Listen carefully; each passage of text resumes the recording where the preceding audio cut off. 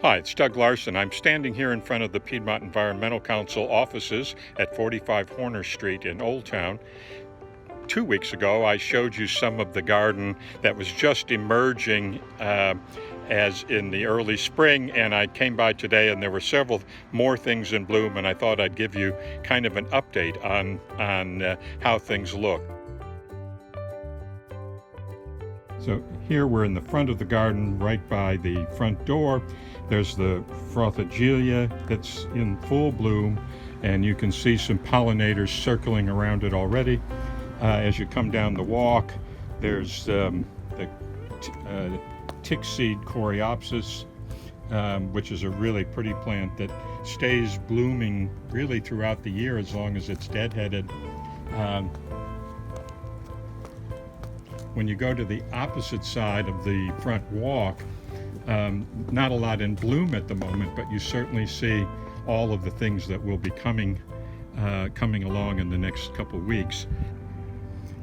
Now the garden is looking much more in bloom since I was here a couple weeks ago, and this is the front of the building. As you'll see, this is the second oldest building in the town of Warrenton, and actually was the home of Mosby for a number of years, which is a little known fact, but we took great pains to restore the original building and keep the look of it appropriate to the historic district of the town. In the foreground here you see Frothogelia, these blooming right now, Frothogelia it's called, and the Chionanthus in front of me will be blooming probably in the next couple weeks. It's spectacular when it blooms. What we tried to do here, and I'll walk quickly over to the other side of the building where we have a much larger assortment of native plants. This one right there will be a bright blue indigo flower. It's or this one's a yellow indigo. There's both the blue and the yellow. We have both here in the garden. They'll be beautiful in a couple weeks. It's encouraging to see them doing so well. You'll see this one, if you come in close, is all in bud, and will be a very showy plant in the next week or two. Here at the front of the building, we've got some attractive coreopsis that's already blooming. These stay in bloom throughout the season as long as they're deadheaded, and present real color in a low-growing flowering plant that is also a great pollinator plant. I'm in the lower garden at the moment, and you'll see I came down because I was attracted by the beautiful redbud, which are certainly at their peak. And in the distance you see a river birch, an alternative dogwood.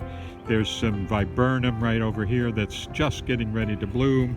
Right behind me is an American basswood tree, and the foliage on the tree is at the moment a bright beautiful green, and it looks particularly pretty next to the red buds here. This is the lower side of the garden that will grow up more in trees and shrubs than in flowers. I'm up on the top adjacent to the building looking towards the rear garden, and you see again the redbud in the distance. There's a beautiful dogwood in full bloom right here, and below it the moss phlox, which are very decorative right at the moment. When you look around, you get from this vantage point, you get a nice perspective on the total garden, and you can see how steep this slope is. I'm up above now, and you can see again the beautiful redbud in the distance, the Frothogelia blooming here, the white in the foreground, and then the moss phlox that's fully in bloom throughout the garden. So this is starting to take shape. It's quite a bit different from what it was a couple weeks ago when I was last out here.